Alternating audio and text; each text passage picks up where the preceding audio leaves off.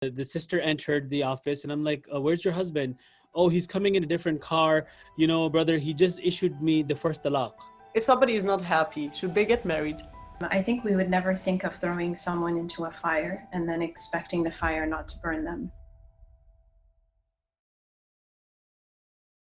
All of us are married, so it's always good to like learn how to have a healthy marriage and navigating that and keeping a really strong mental health because you can be tested at times. So look forward to this conversation and hopefully we can learn, from you and, get some really great tips and stuff from our viewers.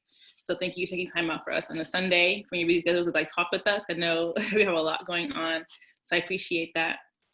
I mean, obviously maintaining healthy marriage is a very interesting topic, especially nowadays with COVID, people are stressed out. So I'm happy to be here. And I want to say that you took time out from a busy Sunday to, so you owe me like a lot for this, but actually it's my office day. So you didn't take any time off. This is just, I would have been in the office anyway. I'm glad to be here. Well, thank you. Noted.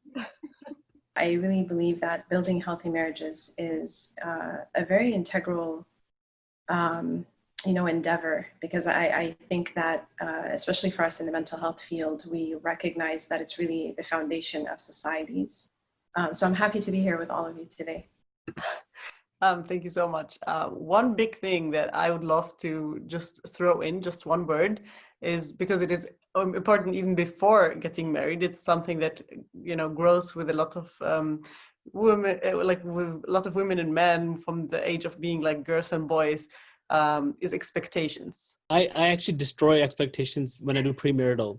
One of the things that I do, I give them this like really negative talk. They come in all happy, like in the first session, they got excited, premarital, and they're like so shy looking at each other and smiling. And, so one of the first things I'm like, listen, this idea of, you complete me until death do us part, you need to get it out of your mind because it's good. It's we want obviously you to be happy, and but what it does, it creates this dependency with each other.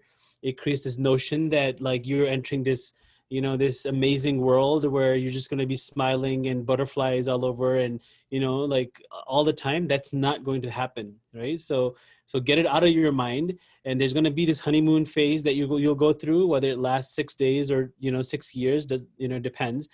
But don't do that, because then after that, what's going to happen? Reality is going to settle in and kick in, and then you'll have problems. So I'm a big fan of just like, hitting them with that. It's called the door in the face technique, right? You just get out of that way, and then they get like a little bit taken back. That's what I do. I think for me, I use a slightly different approach than Dr. Fahad's, because I do a lot of premarital counseling with couples of all ages, really. And something that I found to be helpful, I mean, I really agree with Dr. Fahad's approach as well. I think it's not healthy to have these, solidified expectations, because oftentimes that's how you set yourself up for disappointment. I'm not always going to meet them, and neither is my partner. But I think something that's really helped is inverting the expectations and having the focus only be on what do I expect of myself within this relationship.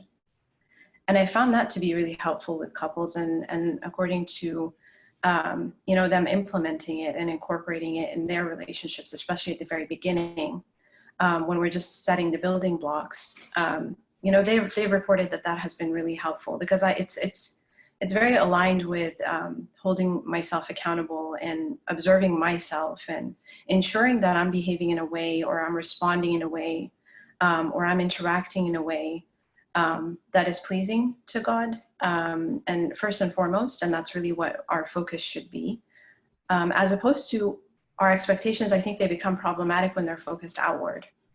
We're constantly looking what others are doing. What is my partner not doing? How are they lacking?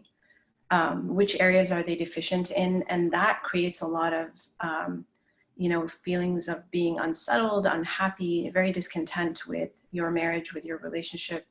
And then constantly desiring something else. And you don't realize that, the problem is within us. It's not necessarily, I haven't found it to often be outside. Often the problem is within us. How important is premarital counseling? Like before I got married at a young age. We were still in college, right? And we had these expectations of like, oh, and then we kind of got into the real grit of marriage. You're like, wow, we we had to figure out financial stuff, figuring out adjusting. We're also like an intercultural marriage, figuring out that and those aspects.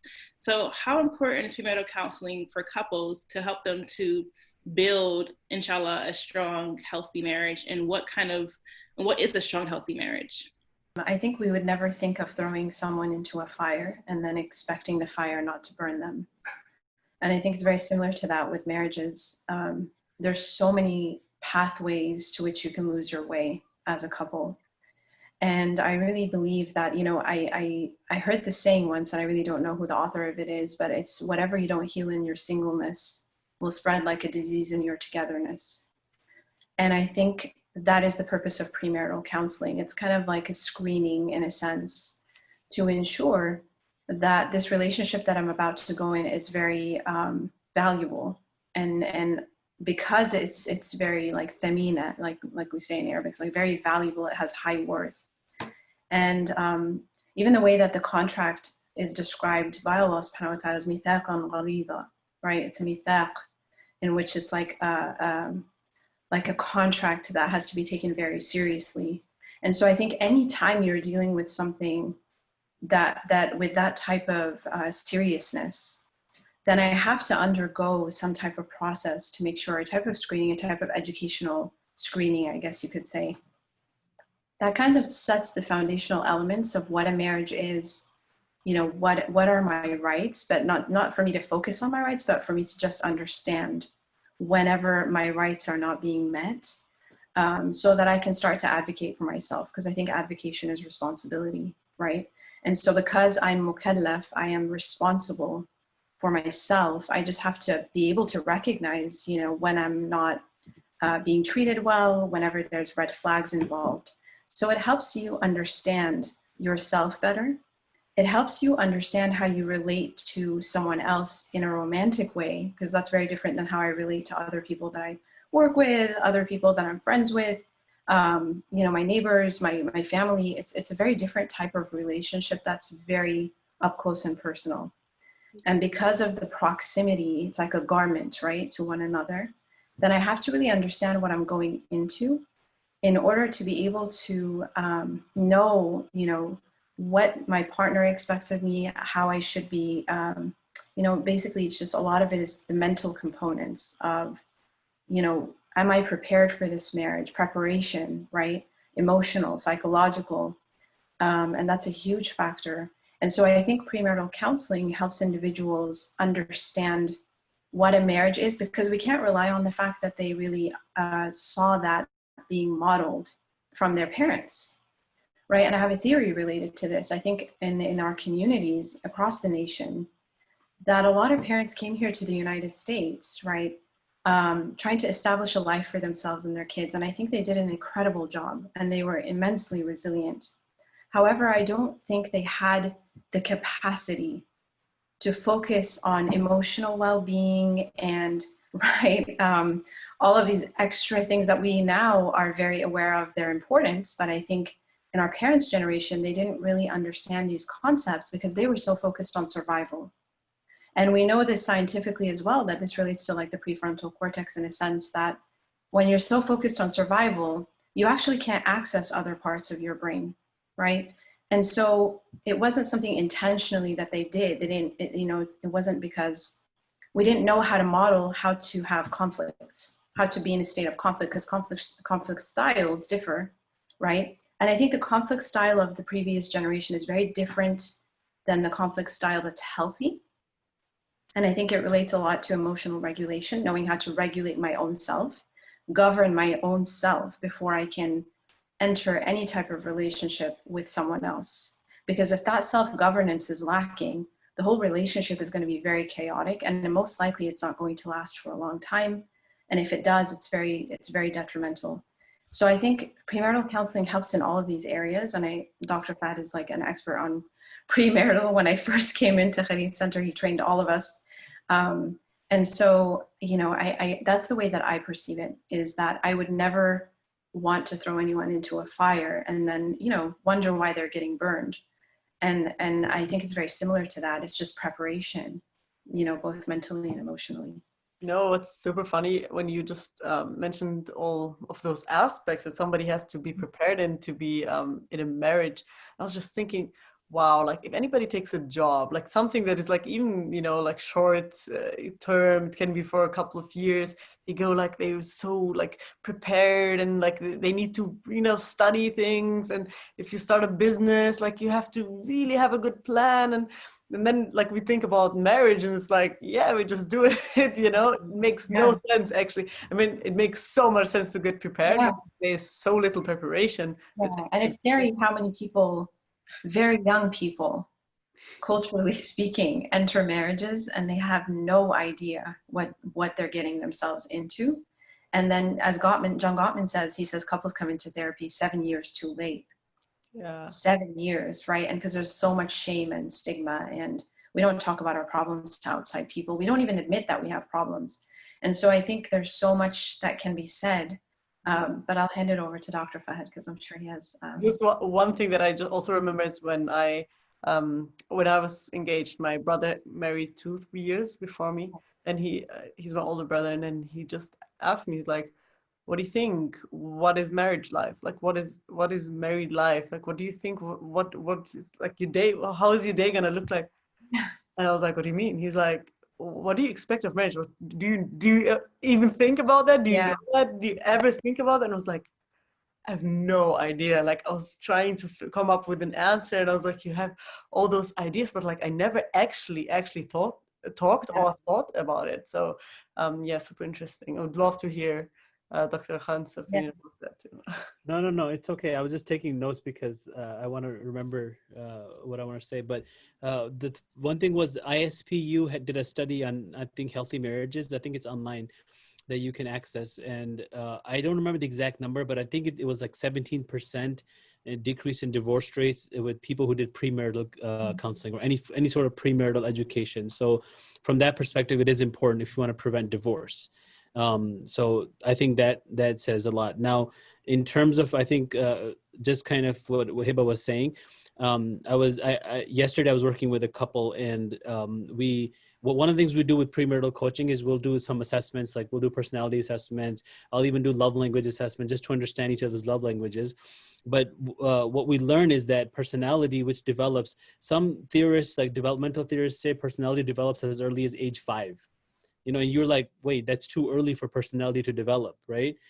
But in any case, let's assume it's early as like 15 or 16 or 17. That's still way before when people get married, right? So yesterday I worked with a couple where, one of the individual, their love language was words of affirmation. And so it was very important for their spouse to keep telling them how much they love them, how much they like their food, and how much they like everything about them, and just keep talking about them. But that had a lot to do with how growing up they didn't receive that from their parents. You see, so there's like now getting into the marriage, they didn't know that, and so the other spouse was telling me that how in the beginning of marriage they didn't know that, and this was causing a lot of problems because they keep thinking, why is it so important for this person to know that? Like, you should know that you're a good cook because you're like, everybody likes your food, everybody says good things about your food, so why do I have to say it? You see, like, it needs to be told to the person. So in the premarital session time, we explain it to them that, look, you have to, because this is how they see love. For them, that's their love language. When we do personality assessment, we talk about like when someone is extroverted and someone's introverted, or someone is more conscientious and someone's less conscientious. This is how they are. So the way I see mess, like if, the way my desk is set up, and my wife hasn't come to my office in a while, and thank God she hasn't, because if she came here and she saw it, she'd be like, oh my God, what is this? So the way I see organized desk is not the way she sees organized desk, right? So we have a difference in conscientiousness. And that's why it's important to understand that, because it would create conflict if we didn't understand each other and how different we are. With regard to the comment that was made that how late we seek counseling, I had a couple where they came in for marriage counseling, and the sister entered the office, and I'm like, where's your husband? Oh, he's coming in a different car, brother, he just issued me the first talaq and now he's on his way. I said, I'm sorry, but this is like way too late. Like I can't do this is not the right time. Maybe you guys should separate and we should do individual therapy, and then maybe we'll, come back after a few weeks or so. So this does happen, and especially for Muslims, but also I think in the general population, people do see counseling very late. Now, alhamdulillah, I think through premarital coaching, and I think the new generation here is beginning to understand. I get a lot of couples now that are like way early, and they're like, we're doing this preventatively. We're doing this like annual check-ins to make sure that we're doing okay. So alhamdulillah, I think we're changing that, which is good. But generally the pattern is that it's way too late.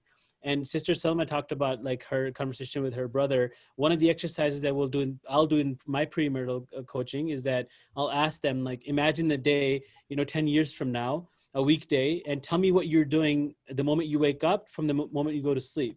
And then they'll describe their day, just kind of what they're imagining, right? So I'll wake up, and then the female will most likely talk about like, okay, I'm doing this for the kid. I'm dropping the kid off to the school, coming back home, picking up the kid, doing this with the kids. And the husband's like, I'm going to work, and I'm coming back from work. I'm going to the gym. I mean, I wish I could say that. All these husbands are going to the gyms, and, I'm not there, but I'm going to the gym, coming back. And then I'll point some things out to them. Like one thing, for example, why aren't you spending time with each other? Where are you in this mix, 10 years from now, right? But I think that people don't have this idea of what real life looks like when you get married. And I think these are the conversations that they should have. And because they get so emotionally involved, naturally speaking, right? And when emotions come into the picture, rationality and logic automatically gets kicked out. And that's where we come in, and we do the premarital coaching, and we say, okay, let's talk about some of these rational things so that you don't have some of these issues when you get married. If somebody is not happy, should they get married? So I'll just say really quick that I've seen this particularly in certain cultures, and the solution to any time someone is unhappy, acting out, there's like misbehaviors or certain types of issues, right, that someone is experiencing, the solution is always marriage. And I think sometimes that is not the solution, that is actually the problem. Is because exactly relating to what I was saying earlier, is what you don't heal in your singleness will spread like a disease in your togetherness. It's very similar to, it's like plague-like in a sense. Like it's not going to diminish, because if I can't even, find contentment within myself through my relationship with my creator, through my relationship with other people, and I don't even know what that looks like and feels like, then how would I even be able to recognize love and joy and contentment with someone else, right? So I have to create a sense of familiarity towards those feelings within myself, learn how to cultivate, those states, because they really are states, emotional states. And after I've done that, then I'm prepared or more able to be in a relationship with someone else and make that relationship sustainable. So I think it's really problematic to view marriage as the solution when oftentimes it's not. It's actually, adding fuel to a pre-existing issue. And so it's kind of like, it's like flammable, right? So if I just add some lighter fluid, there you go, right? So it's very important to understand that, if I'm really unhappy, or if I'm really struggling with a lot of different, emotional states that are not, very favorable, then I really have to work on those very issues within myself to make sure that I'm not viewing the other person as my source of joy and happiness. And if they're not that, if I enter the marriage and all of a sudden I realize that they're not bringing me joy, it's kind of like Marie Kondo, they're not sparking joy, right? So you're just gonna, throw them out, right? And that's not how it is, because maybe I'm seeking something from a source that's actually incorrect. Like they're not supposed to be that. They complement, my joy and my contentment and my happiness. They can amplify it greatly, but they're not the source of it if I can't even, find that source within myself. Right. That's why the you complete me thing, that's why I destroy that notion right from the start. It's very problematic. Yeah. It comes down to like between the four of us here, for example, You know, how many of us are seeking our own like help for our own selves Yeah. preventatively, right? Seeking counseling, for example. How many of us here are willing to, you know, if we were single, for example, marry somebody who was divorced, or when we have our kids, are willing to give our children's hand to someone who's divorced, for example, right? We know that Sahaba married people who were divorced without, you know, without that being an issue. We hear about, you know, our predecessors, our scholars, like, well, if somebody's wife passed away the very next day, I mean, the woman had to wait, right? But you know, men, the very next day they would marry somebody. But nowadays that becomes a problem, or somebody who reaches a certain age, whether you're a male or female, you know, if they wanted to remarry, nowadays that becomes a problem. So I think what I'm trying to say is that that begins with us. That conversation begins here. So you know, when it comes to some of these personality disorders, if we are seeking that counseling, like we get this question, I get this question almost every week. My husband or my wife has this personality disorder, this problem, which actually the symptoms of personality disorder. So for men, it's oftentimes narcissistic personality disorder. For female, it's oftentimes borderline personality disorder. I'm living with somebody who has these symptoms, and you know, what do I do? How do I get them to come to therapy? Well, I'm sorry, but you really can't force somebody to come to therapy. What you can do is you yourself can go to therapy. You can learn to better manage this person, or better manage yourself, and how to deal with your own stress. Now, will that translate into having some kind of an effect on them? Perhaps, because the prophetic way is to model the behavior, right? So if you're getting help and you're changing, maybe they'll see it. And you know, Allah doesn't change the condition until they change themselves. Even psychology will say the same thing, right? The person has to change themselves, but we can't guarantee it that they'll actually change themselves. So if they do, great. If they don't, but you may have the therapy that you seek, the counseling, the help that you seek, the support that you seek, may instill enough, or may empower you enough to then make the change, to then leave the marriage and find somebody else, and not be, you know, brought down by this, you know, the D word or whatever, right? So I think we have to really encourage that. And that's why I make it a point. I really do. When I talk, I tell people that I have a psychologist that I see. I really don't want to have that kind of shame or hide. You know, I did a talk on OCD 2 days ago. I told people my son has OCD. I had OCD when I was young. I have anxiety. There's nothing wrong with having these problems. You can still be a high functioning individual and still survive and do things. Alhamdulillah, there's nothing wrong with these problems. But what's wrong is that when we try to, like, oh, hide them and say there's nothing wrong, or somebody who has a problem and still tries to pretend that I have no problems, right? A lot of successful people have really bad days, really bad marriages. You know, they might have like 2 out of 7 days a week where they're depressed and can't get out of bed. And that's perfectly fine. There's nothing wrong with that, right? But what's wrong is that when we don't go and seek the help that we need. And so I think that's what I'm saying, that between the four of us, like if we make this commitment, and then we, you know, people make that commitment for ourselves, I think that will then translate into this, you know, especially for our children and others around us. And that will have this impact on other people, inshallah.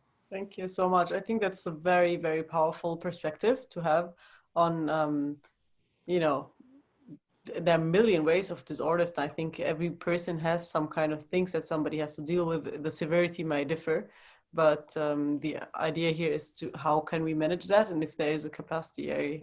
That was really like, it really had some effect on me right now. I was like, oh, that's so interesting. Thank you so much.